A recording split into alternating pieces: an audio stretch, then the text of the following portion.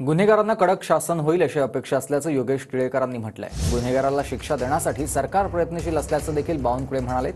आमदार योगेश टिळकांचे मामा सतीश वाघ यांची अपहरण करून हत्या झालेली आहे आणि या प्रकरणावर आता योगेश टिळेकर आणि बावनकुळेंनी प्रतिक्रिया दिली आहे। आमचा परिवार खूप मोठ्या धक्क्यामध्ये आहोत, परंतु पोलीस खूप चांगलं सहकार्य करतायत। सगळी यंत्रणा लागते आणि आशा आहे की लवकरच गुन्हेगारांवरती कडक कारवाई होईल आणि त्यांना शासन होईल। आमदाराचा मामा असेल किंवा सामान्य कुटुंबातला एखादा घटक जरी गेला तरी सरकार तेवढ्याच क्षमतेने काम करेल आणि पोलिसही आमचे पुणे पोलीसही त्याच पद्धतीने संवेदनशीलपणे काम करतात।